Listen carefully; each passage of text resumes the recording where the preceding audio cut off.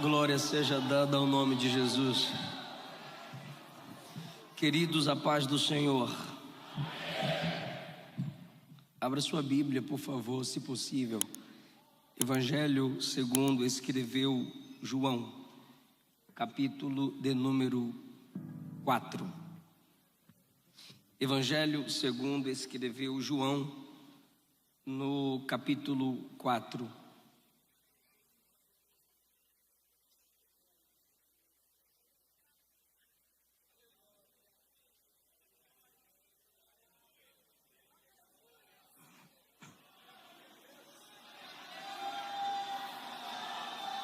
Aleluia, aleluia. Os que acharam, digam amém. Capítulo 4, por favor, a partir do versículo 1 diz assim: Quando o Senhor veio a saber que os fariseus tinham ouvido dizer que Jesus fazia e batizava mais discípulos do que João, ainda que Jesus mesmo não batizava, mas os seus discípulos, deixou a Judéia e foi outra vez para a Galiléia, e era-lhe necessário passar por Samaria. Versículo 6. E estava ali a fonte de Jacó. Jesus, cansado do caminho, assentou-se assim junto da fonte. Era isso quase a hora sexta. Veio uma mulher de Samaria tirar água e disse-lhe, disse-lhe Jesus, dá-me de beber.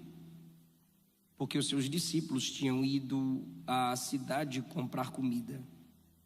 Disse-lhe, pois, a mulher samaritana, como sendo tu judeu me pedes de beber a mim, que sou mulher samaritana? Porque os judeus não se comunicam com os samaritanos. Jesus respondeu e lhe disse, se tu conheceras o dom de Deus e quem é o que te diz dá-me de beber, tu lhe pedirias e ele te daria água viva.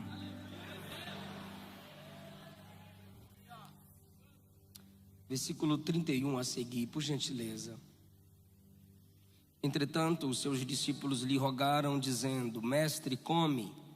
Porém ele lhes disse, uma comida tenho para comer, que vós não conheceis.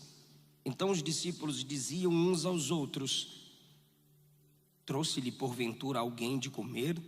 Jesus disse-lhes, a minha comida é fazer a vontade daquele que me enviou e realizar a sua obra. Não dizeis vós que ainda há 4 meses até que venha a colheita? Eis que eu vos digo, levantai os vossos olhos e vede as terras que já estão brancas para a colheita. O que colhe recebe galardão e ajunta fruto para a vida eterna, para que assim o que semeia como o que colhe, ambos se regozijem. Porque nisso é verdadeiro o ditado, um é o que planta, outro é o que colhe. Eu vos enviei a colher onde vós não trabalhastes, outros trabalharam, e vós entrastes no seu trabalho. Tomai o vosso assento, queridos. É muito bom estar de volta a esta casa para poder cultuar o precioso nome de Jesus com vocês e da mesma forma poder transmitir a palavra do Senhor aos vossos corações. Preciso agradecer ao pastor presidente deste ministério, presidentes que Deus os levanta para serem líderes na nação, o pastor José Wellington Bezerra da Costa, pastor José Wellington Júnior. A estes sempre expresso a minha gratidão e por eles ofereço a Deus as minhas orações. Ao líder da UMADEB, que é o pastor Lelis, meu muito obrigado, louvo a Jesus pela sua vida, alegria, humildade, carinho pelo que Deus me tem confiado.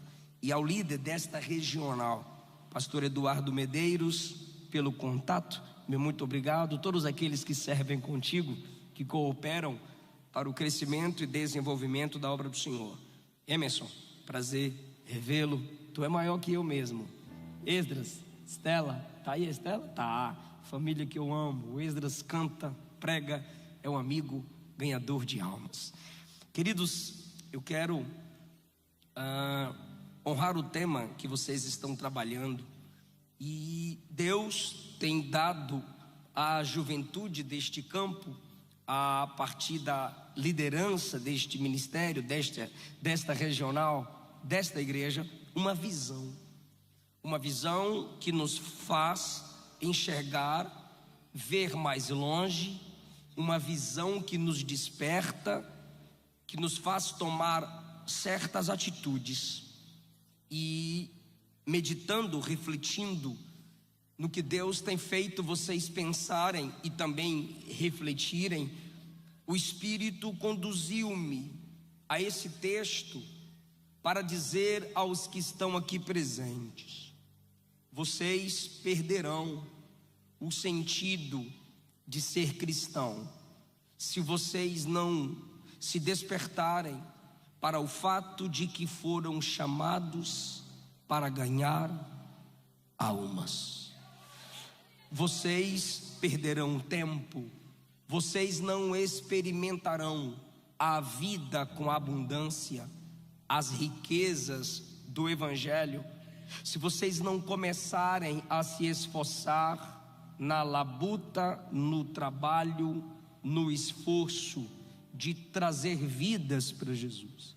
E o início de se ganhar almas para Cristo é falando, é compartilhando a mensagem mais poderosa que existe, do homem todo-poderoso que é Jesus. Baseado na experiência de João 4, de uma pregação de evangelismo pessoal, eu quero ensinar-lhes, pela graça de Deus, o que eu tenho aprendido baseando-me nesse texto, a ganhar almas. Nós vamos aprender hoje sobre uma grande colheita de almas. Peço a vocês, eu peço encarecidamente à minha geração, a esses jovens que me escutam aqui presencialmente, vocês que estão nos assistindo na live, pós-culto, ao chegar em casa, coloca no YouTube um livro, um audiobook que tem transformado a vida de muitas pessoas. O Soluço de 1 bilhão de almas. Esse capítulo do livro de Orlando Boyer me põe de joelhos, quebranta o meu coração todas as vezes que eu medito naquele livro, Heróis da Fé. E este capítulo, O Soluço de 1 bilhão de almas, me faz perceber que eu ainda preciso crescer no ministério da pregação da palavra, com o desejo de ganhar almas, com o objetivo de glorificar a Cristo e atrair vidas para Cristo, enquanto Ele é glorificado em meu sermão. Para isso, eu quero basear em João 4 a minha pregação. No caminho de uma grande colheita, é preciso nos esforçarmos para praticarmos a estratégia que Jesus praticou em João capítulo 4. Eu disse ao pastor Eduardo que me passasse um tempo maior, porque depois dessa pregação eu quero orar por aqueles que o Espírito gerará no vosso coração o desejo de ganhar almas. No coração de outros essa chama se apagou, ela vai ser reavivada hoje aqui. E quem ainda tem dúvidas de que Deus te chamou para isso, eu vou te provar à luz das Escrituras que se tu és o imitador de Cristo, você precisa valorizar o que Jesus valorizou. Vocês conhecem essa história. Jesus prega a uma mulher de Samaria que primariamente o rejeita, depois se submete ao seu senhorio. Ela entra na cidade onde ela morava, atrai os homens daquela cidade para Cristo, E estes que foram atraídos pela pregação e testemunho dela, desejam continuar na presença do Senhor Jesus. E aqui cabe uma pergunta: por que não evangelizamos? Por que não colhemos almas? Por que não nos colocamos na posição de ganhar almas? Eu sei que nem sempre evangelizar significa ganhar almas. Eu também sei que às vezes nós falamos em ganhar almas usando o termo evangelismo. E eu sei que daqui para o final da pregação você vai entender a diferença entre ambos. Mas por que nós tememos?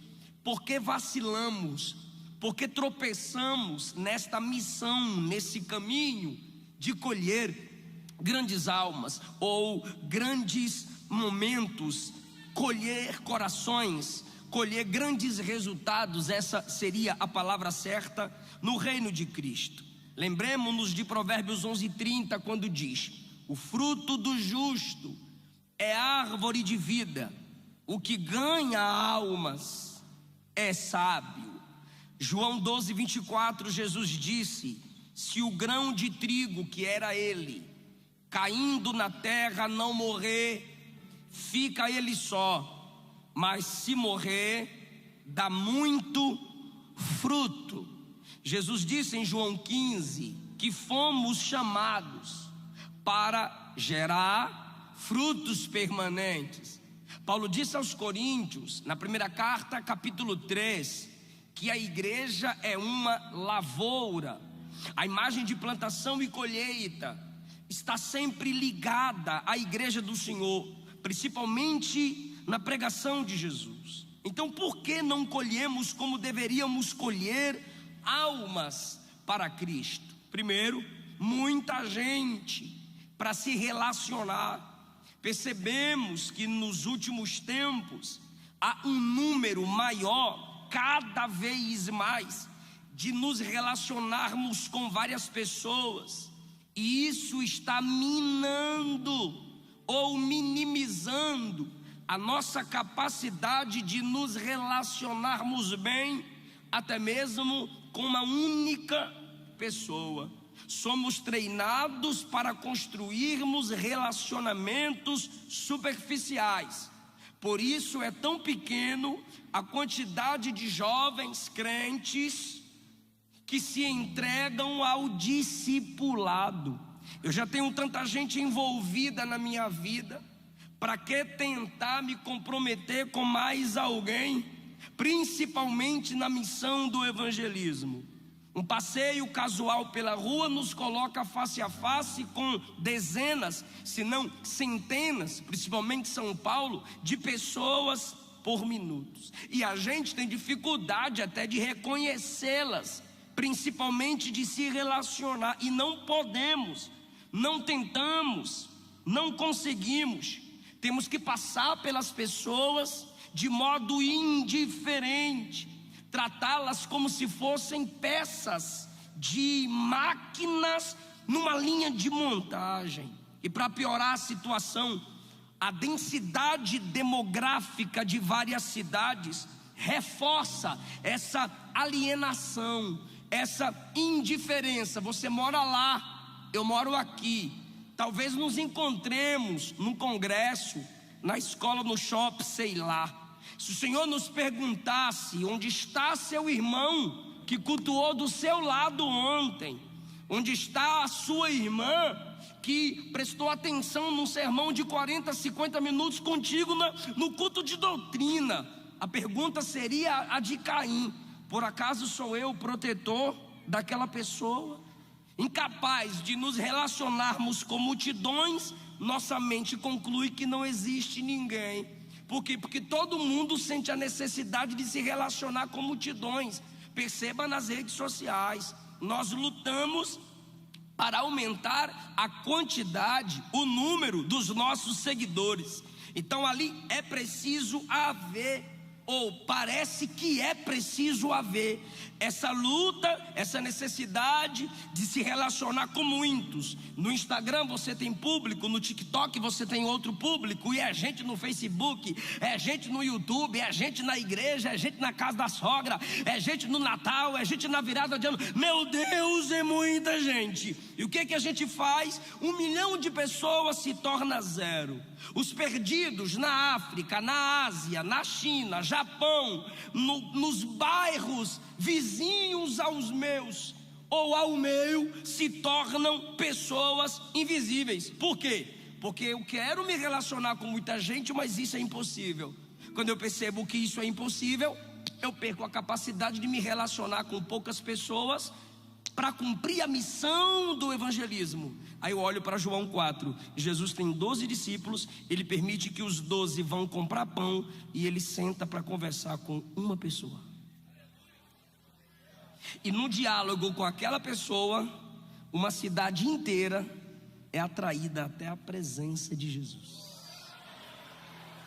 Porque, principalmente para jovens pregadores, adolescentes pregadores, crianças que já pregam, o Reforma Dia não critica não, porque na Assembleia de Deus isso é normal. A criança que prega, o adolescente que prega, percebe um público desse, um congresso como esse, diz: aí, eu também quero pregar para uma quantidade dessa de pessoas. Eu já passei por aí. Mas quando eu fui meditando nas Escrituras Sagradas, os grandes empreendimentos de Deus não começaram com multidões. A primeira grande missão de Deus, o primeiro grande empreendimento de Deus foi com um casal, Adão e Eva. Depois o projeto de reestruturação familiar na terra foi com uma família, Noé e os seus. O novo projeto de abençoar toda a terra com o evangelho foi: Abrão, sai da tua terra, sai da tua parentela, sai da casa de teu pai, leva só tua mulher e vai para a terra que eu lhe mostrarei. Jesus nos ensina a partir das Escrituras Sagradas que se você souber valorizar esse tipo de relacionamento, eu e você, nós aqui orando, buscando, discipulando uns aos outros, pode gerar uma grande colheita. Não é porque você não consegue abraçar todo mundo que você tem que desprezar a todos. Jesus tem 12 para se relacionar, mas no capítulo 3 ele prega para Nicodemos, os dois sozinhos, e no capítulo 4 ele prega para uma mulher, e a mensagem que ele pregou a Nicodemos é o cerne do evangelho, porque Deus amou o mundo de tal maneira. Lembra? E a mensagem que ele pregou para essa mulher, como eu já disse e repito, atrai uma cidade inteira. Você viu o testemunho que nos foi contado? Vai plantando. Você não sabe a hora que aquele fruto vai germinar, vai dar vida e vai gerar colheita. É preciso romper com essa soberba eclesial nas congregações locais. Nós ganhamos as vidas para Jesus, a pessoa está aqui na frente chorando, aleluia, eu aceitei Jesus. Eu já vi isso muitas e muitas vezes, e a pessoa está aqui com os olhos fechados, em lágrimas, sentindo Cristo pelo poder do Espírito regenerar a sua vida, justificar. Depois que acaba a oração, a pessoa abre os olhos, o irmão ou a irmã que estava orando com ela já vazou. A pessoa abre os olhos, às vezes fica até sem graça. Quando eu vou na porta do prédio, lá fora, atender com os livros, atender alguns irmãos, algumas dessas pessoas que acabaram de voltar para Jesus, que acabaram de se entregar a Cristo, estão isoladas de tudo e todos. Elas já têm em mente que novos relacionamentos precisam ser construídos, mas os nossos grupinhos já estão montados. O grupinho do churrasco, o grupinho da pizzaria, o grupinho do cineminha, o grupinho da fofoca, e aquela pessoa está isolada. Como ela caminhará e se tornará parte dessa família se os membros que se assentam à mesa não o considera irmão em Cristo, chamando a comunhão? nós também aprendemos a ter muita gente para evitar. Ou seja, eu não quero incomodar você, você também não me incomoda. Essa mulher, ela começa evitando Jesus. Jesus cria a ponte do contato. Dá-me de beber. Aí ela quer derrubar a ponte do contato. Como sendo tu judeu, pede água a mim que sou samaritana, porque judeu e samaritano não se comunicam. Então por que tu está comunicando comigo? Os discípulos queriam romper. A Bíblia diz que a comunicação, quando eles chegam e perceberam Jesus dialogando com aquela mulher, a Bíblia diz que eles ficaram assustados e interrompem aquele momento de pregação e salvação de almas. Senhor, come. E Jesus teve que dizer: uma comida eu tenho para comer que vocês ainda não conhecem. Então os discípulos querem que Jesus a evite. Os samaritanos já evitavam os judeus. Sendo Jesus judeu, ela também quer evitar Jesus. O único que é santo, santo, santo, que é o único atributo de Deus elevado a 3 é santidade. E esse que tem esse atributo é Jesus. Ele é o único que não evita. Ele está com os discípulos, ele está com ela quer romper a ponte da comunicação. Os discípulos querem que Jesus rompa a ponte da comunicação, e a gente é ensinado também. De que modo? No desejo de protegermos a igreja dos falsos ensinos, das más conversações que corrompem os bons costumes, dos maus costumes, a gente então prega um isolamento. Só que evangelho que isola ao ponto de me afastar daqueles que Jesus quer salvar, não é o evangelho da Bíblia. Essa santificação que me faz me sentir superior a você é satanização. Por quê? Porque o meu Deus veio como gente, andou entre as gentes, está no céu como gente e vai voltar para arrebatar a gente. Porque essa necessidade e luta sempre para se isolar. E nessa guerra contra esse sistema falido, mundano, inimigo de Deus e da igreja, e nós que somos colunas e baluarte da verdade como igreja, precisamos nos preservar. Perdemos a habilidade de nos relacionarmos com os não cristãos. Só por força da imaginação a gente pode afirmar que a gente é sal da terra. Eu percebo, quem é que não gosta de ler comentário, meu Deus do céu? Aí tem uma postagem de alguma coisa esquisita que acontece. Aí eu falo, eu vou ver os comentários. Aí os crentes já estão lá, volta logo Jesus. Mas por que esses mesmos crentes não digitam assim: me usa para mudar isso, Jesus? Me envia para esse bairro, Jesus. Me envia para esse país, Jesus, porque nós estamos desejando um escapismo desse mundo de pessoas caídas, sendo que você sem a graça também é pobre, miserável, cego e nu. Se a graça te alcançou, ela também vai alcançar aqueles que estão nos assustando. Ela também vai alcançar aqueles que estão fazendo com que a nossa igreja se entristeça. Pelo amor de Deus, você só pode ser sal preservando esse mundo podre. Você só pode dizer que é luz, gerando luz entre eles que estão em trevas. Quando as coisas complicam, não vamos pregar escapismo, vamos avante, anunciar que a mudança não está nos governos, a mudança não está na educação, a mudança não está nos estudos, a mudança do homem está no novo nascimento, na pregação do evangelho. Não adianta, pode ter o discurso que for, claro, tem partido que mais se assemelha com aquilo que a gente crê. Eu não estou mandando você se alienar da política. O que eu estou dizendo é que a mudança do homem não é exterior. Pelo amor de Deus, o problema do homem não é uma situação. Uma situação é um livro aberto, fechou, mudou a situação. Um iPad ligado, desligou, mudou a situação. O problema do homem não é uma situação, é condição.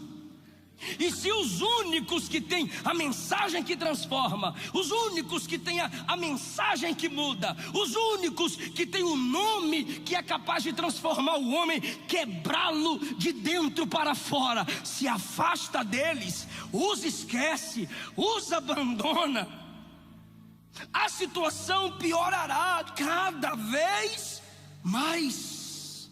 Não há impacto sem contato. Eu não posso te impactar, você não pode me impactar de maneira profunda e significativa se não houver um contato entre nós. E se a igreja, que é o corpo de Cristo, não se movimentar com seus pés, não estender as suas mãos, não erguer a sua voz, mais e mais almas, mais e mais almas, mais e mais almas, milhões e milhões, bilhões e bilhões caminharão para o inferno. Se você que conhece a verdade não prega, os mormons com a falsa mensagem vai pregar. Se você que é adorador de verdade não prega, os idólatras vão pregar. E depois não adianta você querer ser um apologeta de net. Por quê? Porque você não prega, você só critica, você não se capacita, você não abre a Bíblia, você não estuda na escola dominical, você não conhece a história do pentecostalismo, você não sabe como iniciou as Assembleias de Deus do Brasil, que foi evangelismo, porta em porta, ganhando alma. Nem disso você sabe e não quer imitar. Então não vá pra net querer dar uma de apologeta, pensando que página de Facebook é certificado teológico.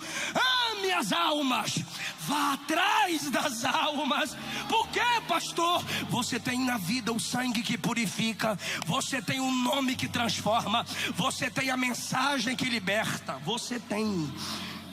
Não é necessário quebrarmos todas as pontes de contato, quebrarmos todos os tipos de relacionamentos. Os mais maduros pensam que santidade é se isolar de tudo e fechar a cara. E os imaturos ou os novos na fé pensam que santidade é alienação. Jesus não. Jesus vem e fala de coisa comum.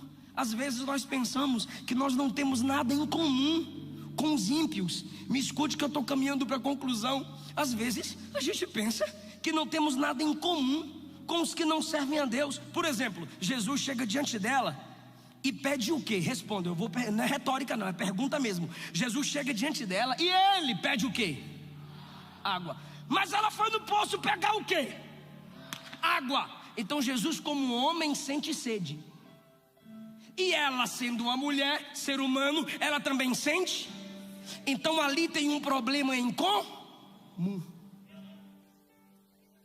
O problema que ambos têm foi uma ponte de contato para acolher uma alma. Você tem problema na sua família, ímpio tem. Você atrasa prestações de carro e casa, ímpio também. Tu torce para um time que perde, o ímpio também. Todos nós temos problemas semelhantes nesse mundo caído.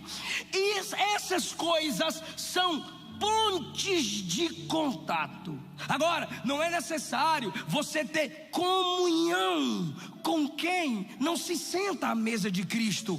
Paz com todos, comunhão com os santos. E essa ponte chamada paz é no momento em que você se esforça para a pregação do evangelho. Eu sei, isso é natural. Às vezes você não sentir liberdade, confiança de estar se comunicando com certo tipo de gente. Sim, é normal, mas tente enxergá-los como Jesus a enxergou.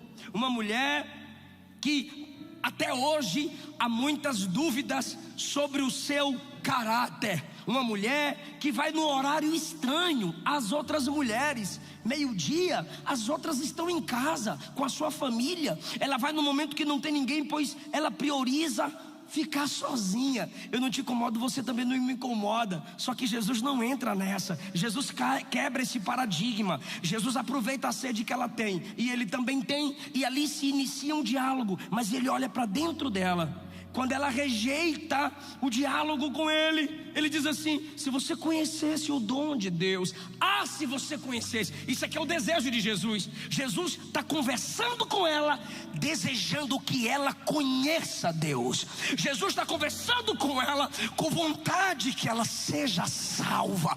Aquele diálogo ali não é interesse nela, é no interior dela, na alma dela. E eu quero que vocês entendam o tipo de interesse que eu estou falando. Não é um interesse comum entre homem e mulher. Ele está olhando para a alma dela. Ele quer ver aquela alma salva.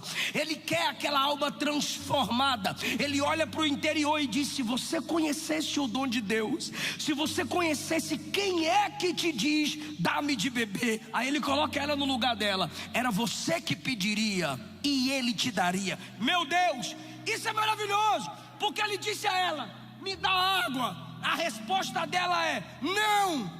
É que às vezes a mulher não sabe abreviar. Então, ao invés de dizer não, olha o que ela disse: como sendo tu judeu, pede algo a mim que sou mulher samaritana. Ela só dizer não, meu Deus do céu. Mas ela quis dizer não de um modo que ofendesse. Aí Jesus diz: eu vou te colocar no seu lugar. Se tu soubesse quem é que está te pedindo,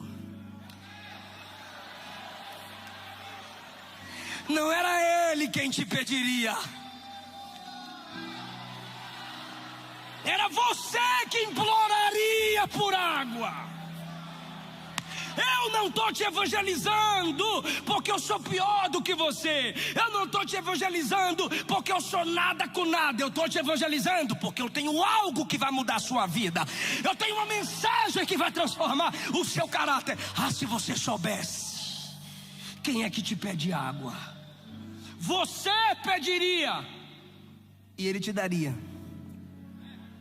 Jesus pede água 2 vezes, e as 2 vezes que ele pede água deixam ele com sede. A primeira foi essa mulher, a segunda foi na cruz. Porque você não depende do caráter de quem te ouve para cumprir sua missão de falar. Se você foi chamada para falar, se você foi chamado, não, você foi chamado para falar. Isso está na sua nova natureza. Então você precisa fazer o contato.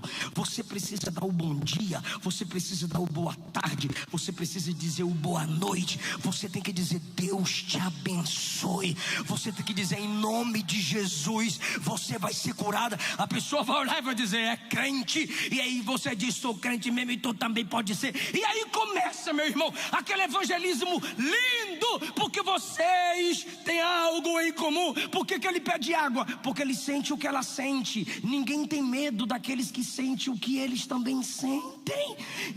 Quem sofre de solidão não vai temer quem também sofre. E Jesus sentiu solidão. Quem sente cansaço não vai ter medo de quem se cansa. E Jesus está cansado. Aquela mulher também estava cansada. Quem está com sede não vai ter medo de quem está com sede. Então é 2 sedentos. Só que um se fez sedento. Ela é sedenta por natureza. Ele desce ao nível dela para elevá-la ao nível dele. Aleluia, aleluia. Você me pediria e eu te daria água viva. O que é água viva? Ela nunca vai parar de jorrar. O que é água viva? Água que não fica sujeira. O que é água viva? Água que não tem morte. O que é água viva? Água que não cessa. Eu tenho algo para o seu interior, mulher. Olhe para aquela vida que vive na prática da homossexualidade. Aquela alma tem o mesmo valor que a sua. Aquele bandido que com raiva da injustiça a gente diz: bandido bom é bandido morto. Aquela alma tem o mesmo valor que a minha.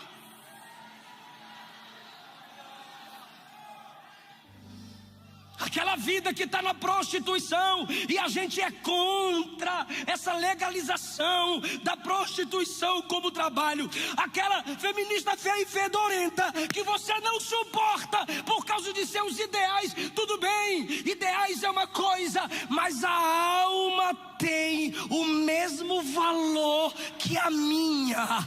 E para estremecer quem ama Cristo, eu vou falar o valor daquela alma.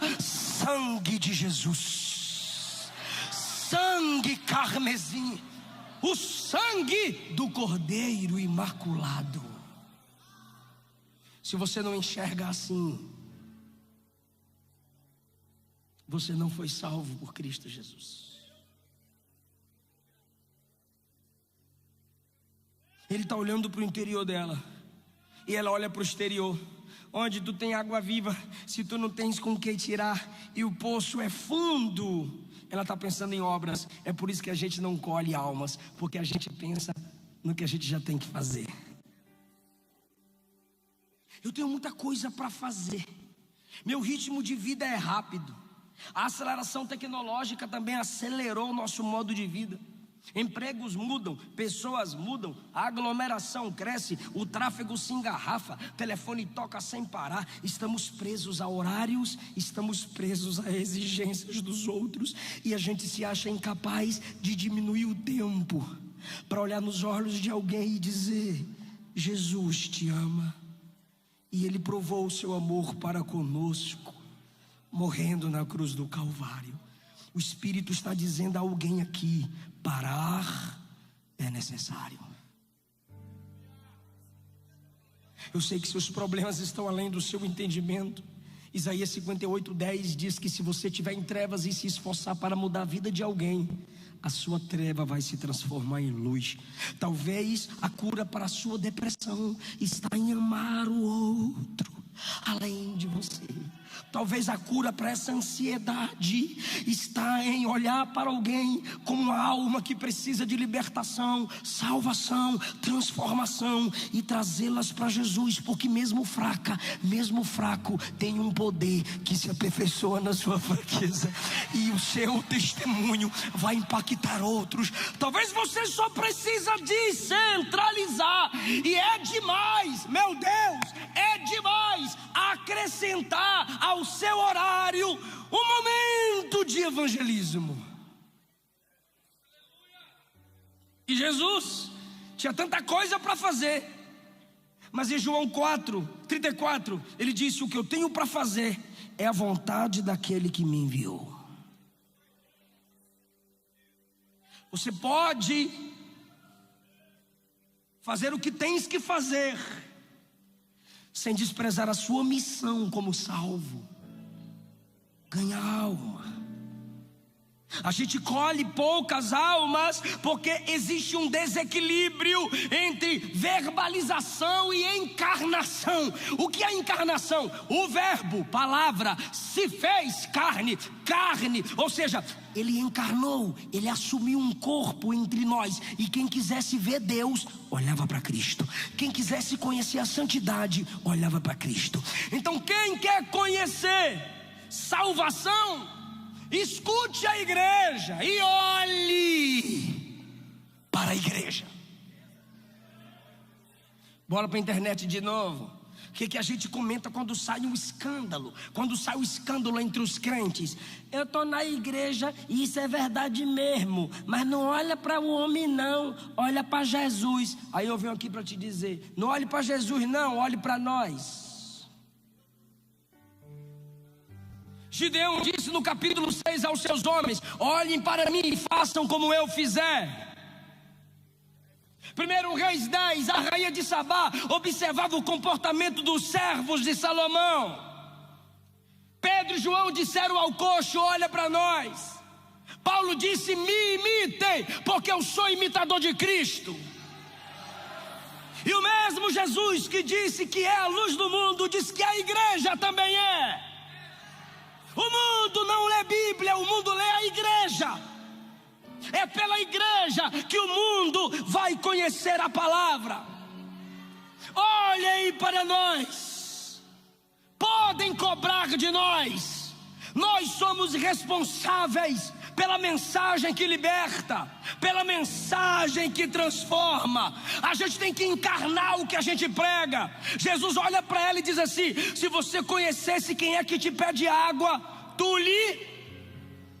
Fala, gente, pediria. Tu lhe pediria. E se ela pedisse e ele não tivesse? Se entrar alguém aqui agora, vocês não pregam paz, eu não tenho paz. Se entrar alguém aqui agora, vocês não pregam cura, orem pela minha alma. O mundo quer vida, o mundo quer paz. Se não olhar para nós, se não buscar em nós, vão achar onde? O diabo engana, o diabo dá paliativos. Só Jesus, pela igreja, transforma de verdade. Se a gente não encarnar o que a gente prega, nós não colheremos almas. A beleza da santidade de Cristo é mantida e é medida nos relacionamentos diários da nossa vida. Quando o mundo observa o marido que ama a esposa que respeita o marido, os filhos que honram os pais, o mundo está vendo um milagre. Quando nós, através da busca, da oração e jejum, fluímos no exercício dos dons, Paulo disse, 1 Coríntios 14, que o ímpio entra em nosso meio e diz assim: ó, Deus está no meio deles.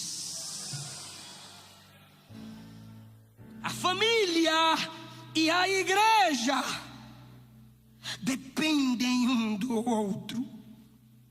E para colhermos almas, precisamos equilibrar na família a mensagem que pregamos ou cantamos na igreja.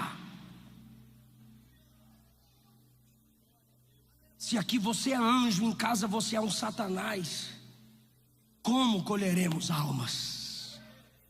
Se quando você sai de casa, ao invés de fazer um favor, quer dizer, se ao sair de casa, ao invés de fazer falta, você faz um favor, como colheremos almas? Quando o amor é visto, a mensagem é ouvida. Eu vou repetir. Quando o amor é visto, a mensagem é ouvida. Nós estamos tapando os ouvidos dos que precisam conhecer Jesus. Senhor, tu não tens com que tirar, o poço é fundo, onde tens água viva? Ela está olhando para a mão dele. Agora ela diz no 12, ela compara ele com Jacó: és tu maior do que Jacó, que bebeu desse poço? Esse poço tem história. Ele, seus filhos e o gado beberam dessa água. Onde tu vai achar água viva se o poço é fundo? Se ela estivesse debatendo com Jesus na internet, ela diria: kkkkkk, pode ir, Arnaldo. Olha a profundidade do poço, nem corda tu tens. Enquanto ela está olhando para fora, ela chama ele de judeu pela veste e pelo sotaque. Ela olha para fora, enquanto ela olha para o exterior do poço, Jesus está olhando para dentro dela com a solução e diz: quem bebe desta água torna a ter sede. Ela já está pensando: é claro, água, eu bebo sempre dessa água, eu venho aqui só beber dessa água, quem bebe dessa água torna a ter sede. Jesus diz: calma, deixa eu concluir minha pregação. Mas aquele que beber da água que eu lhe der, não vai ter essa sede, porque a água que eu dou se faz uma fonte que jorra para a vida.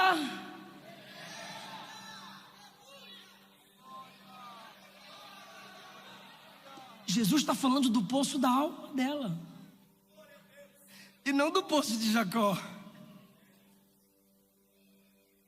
Aí ela pede: me dá de beber, para que eu não tenha mais sede e não venha aqui tirar.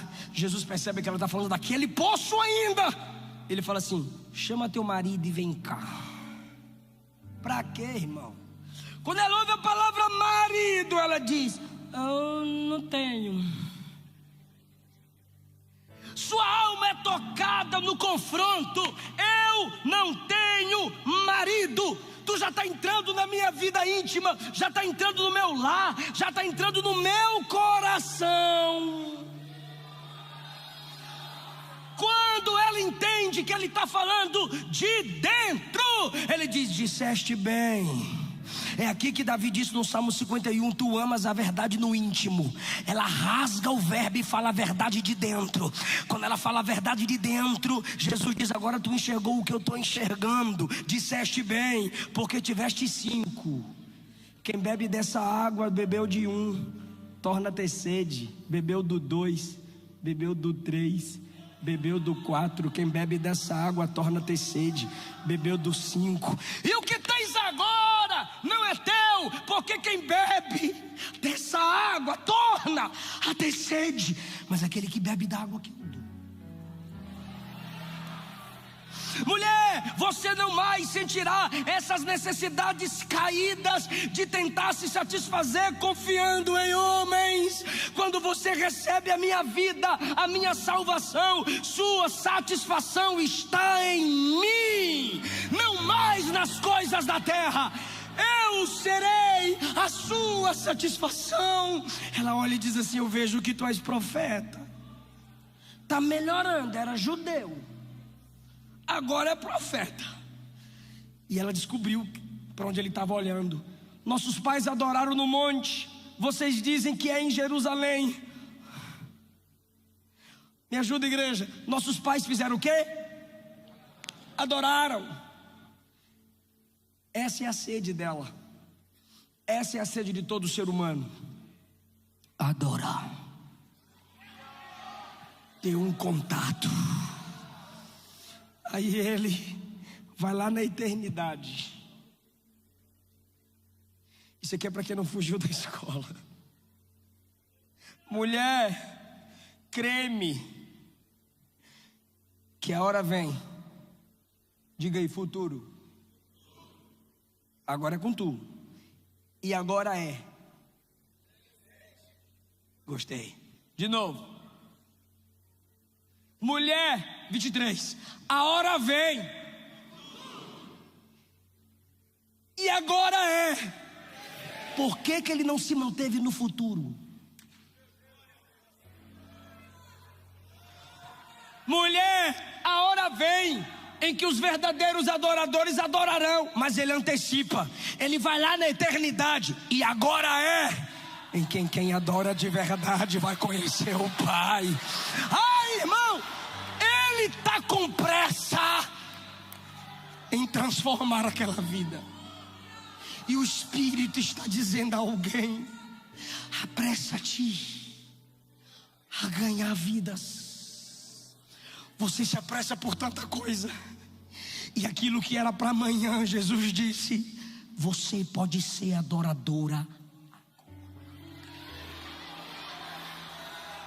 Você vai adorar em Fala espírito, não me estressa. Você vai adorar em Há muito tempo Jesus estava falando dela por dentro. Porque tem muita gente perto de você que por fora é chique, no Instagram usa o filtro, na foto é top, e diante de você ela é a mais feliz, ele é o que mais te faz sorrir, e você não está olhando para aquela alma. Você está rindo das imoralidades, você está rindo do amor ao dinheiro, você está rindo até das traições, e às vezes você diz: amiga, é difícil, amigo, é difícil, mas Jesus está dizendo: enxergue aquela alma por dentro. Aquilo que está te fazendo sorrir vai levar aquela pessoa para o inferno. Pastor, mas se eu falar o que eu estou vendo, se eu falar a verdade da alma, se eu falar a verdade por dentro, eu vou entristecê-la. É melhor entristecê-la 10, 15, 20 minutos e garantir a alegria na eternidade, do que mantê-la alegre por alguns anos enganada e permiti-la ir para o inferno sofrer eternamente.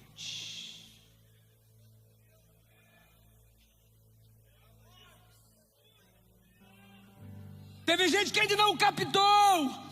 Mulher, a hora vem, agora é. Zaqueu, hoje veio salvação nessa casa, desce depressa. Senhor, deixa para amanhã, desce depressa. O ladrão na cruz, hoje estará comigo no paraíso. Tenha pressa em ganhar almas, se apresse, porque as almas se perdem. Quando você menos imaginar, o diabo ceifa. E Paulo disse: eu estou livre do sangue daqueles que me ouviram pregar. Sabe o que Paulo está dizendo? Você é responsável pelas pessoas que você conquista. Você é responsável pelos ímpios que estão perto de você. Você anda quilômetros para chegar aqui, mas você não atravessou a rua para convidar alguém para vir com você. Você passa horas, mas você não conseguiu enviar um link para que assistissem o culto, essa mensagem. Você não conseguiu printar o banner e dizer: vamos junto, eu pago o Uber.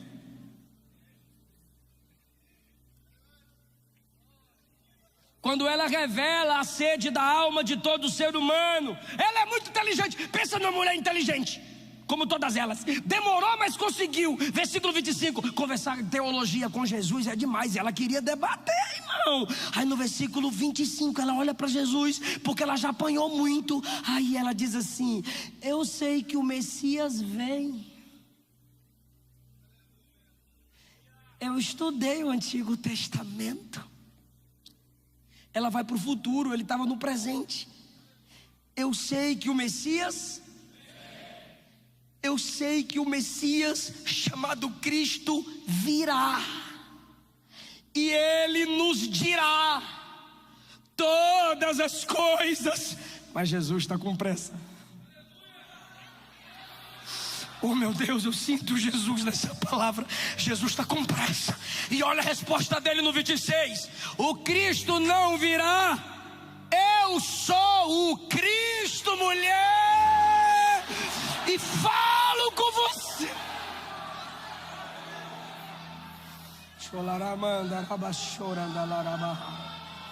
Onde tem um crente pregando, tem um Cristo ali.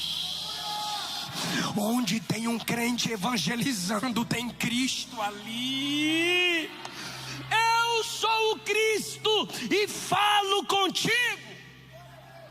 Antes que a mulher entrasse no manto, olha o versículo 27.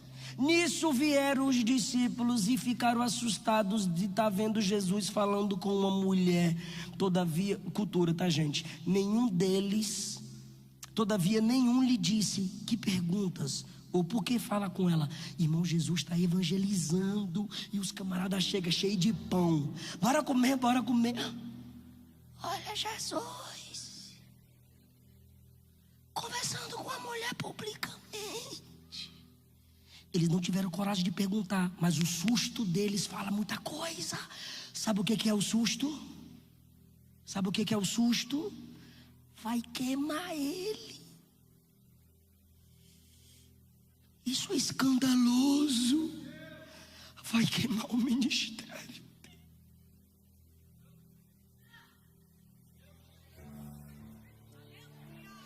E a alma vale mais do que a sua reputação.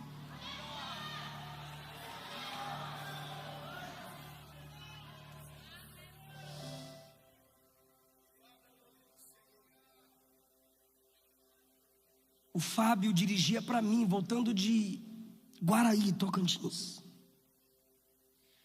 E nós fomos abastecer o carro. Fabão. Qualquer um é grandão perto de mim, mas aquele era demais. Aí haviam 2 postos. E no segundo haviam umas moças, que vocês já sabem. Eu falei: encosta naquele. Aí ele olhou para mim.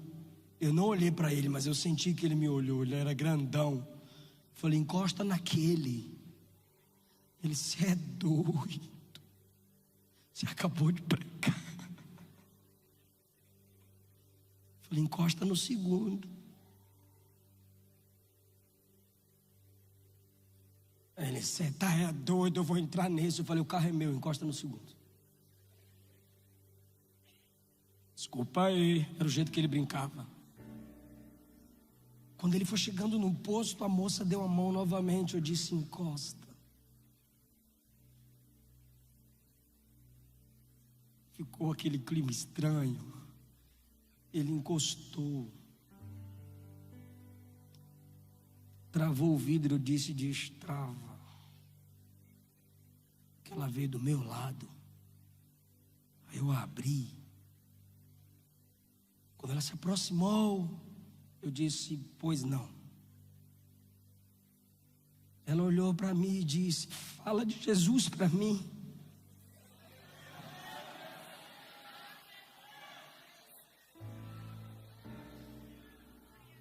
Eu disse, eu vou falar de Jesus para você. Ela, mas eu sei que você está com pressa.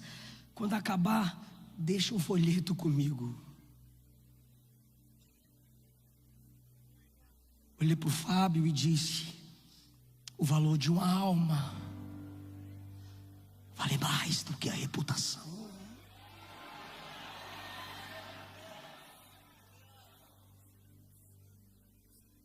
Se você enxergá-las como alguém que Jesus derramou o sangue, não quebre a ponte do contato. Fale. Só fale. Mas pastor, já falei tanto e não ganhei. É porque nem sempre evangelizar é ganhar. Evangelizar é falar. E o que é ganhar, pastor? Ganhar é você fazer a pessoa tomar uma atitude com aquilo que ouviu de você. As meninas, isso aqui é só as meninas. Entendeu, miga? Macho não chama a irmã de miga, não. A menina fala, entendeu tudo, miga? Entendi. Então bora comigo na igreja domingo. Então bora ali no clube das meninas de oração e jejum. Bora no estudo da palavra. Aí você está fazendo a pessoa tomar uma atitude. Mas nem todas têm essa coragem. Você simplesmente prega. Você evangelizou. Você simplesmente fala de Jesus. O ganhador de almas perturba, puxa pela camisa, compra roupa, manda ir buscar de jegue, de bicicleta, de Uber, perturba o voo, o pai para ir buscar. O ganhador é chato, irmão. Ganhador de alma é chato.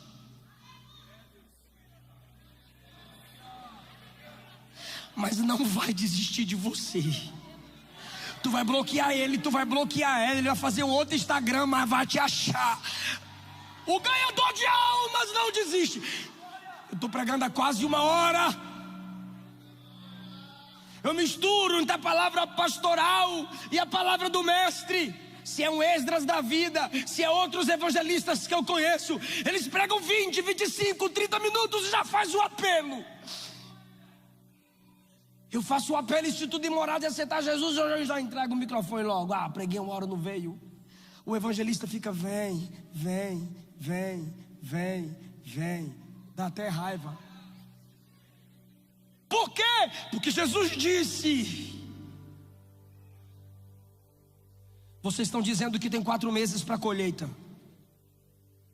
Levante os olhos e veja que o campo já está branco. Sabe o que ele está dizendo isso? Porque quando ele disse assim, eu sou o Messias, ela diz, tu é quem? Ele diz, eu sou o Messias. Ela deixa o cântaro como quem diz, eu vou voltar. Ela deixa o cântaro, entra na cidade e diz, homens, tem um homem ali que contou a minha vida toda.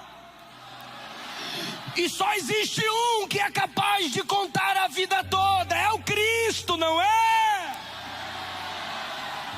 E a cidade disse sim, é só o Cristo. Aí ela disse, então ele está bem ali. Aí a Bíblia diz que a cidade inteira veio atrás de Jesus. Toda a igreja fala comigo, a cidade inteira. Não aumenta muito não, fala muita gente veio atrás de Jesus. Por último, é o último mesmo, fala, tá vindo. De lá para cá, só as meninas falam, tá vindo. Aí os discípulos chegam bem aqui. Os discípulos aqui. Ele está pregando para a mulher. E a multidão está vindo. Aí Jesus viu os discípulos assustados. Aí Jesus olhou para os discípulos e disse, vocês não dizem que faltam 4 meses para a colheita? Senhor, falta 4 meses para a colheita. Olha os campos. Meu Deus, olha as almas. Olha o campo preparado para colher. Você está dizendo, falta 3 anos para eu me formar em teologia. Veja quantos jovens estão morrendo nas drogas. Quantas estão caindo, quantos estão desviando. Olha o número de desigrejados ofendidos aumentando. E você dizendo, quando eu aprender a homilética, quando eu aperfeiçoar a exegese. Não dá tempo, não dá tempo, não dá tempo. Prega enquanto estuda, prega enquanto estuda, prega enquanto lê, evangeliza enquanto aprende. Não dá tempo. Os campos estão brancos. O Espírito me diz que está levantando ceifeiros aqui, fracos, mas ganhadores de almas, sonhadores que já estão sonhando, ganhando almas. Eu estou vendo pelos olhos da fé essa igreja abalando os seus bairros, você abalando a sua rua, trazendo almas.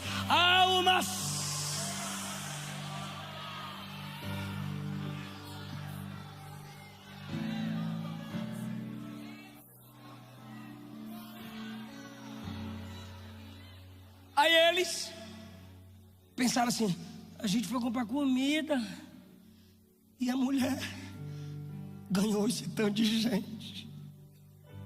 Aí Jesus disse, fiquem tranquilos.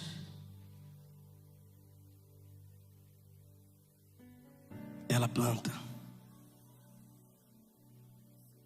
vocês colhem.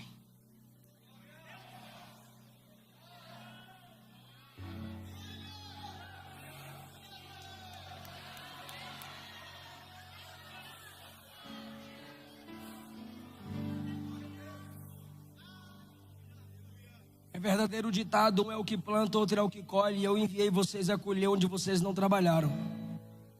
Ela já trabalhou. Mas quando você chega em Atos 8, os discípulos estão lá em Samaria, discipulando, ganhando mais almas.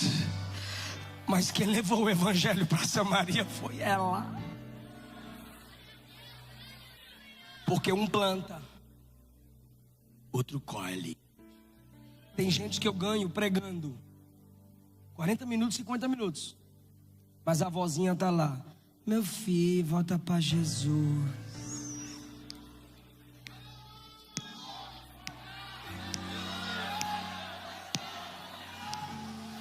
Tem gente que aceita Jesus num sermão meu, mas a mãe está orando há 10 anos, os filhos estão orando há 10 anos, há 15. Um planta, outro colhe, e Deus dá o crescimento. Eu vou deixar você glorificar a Jesus.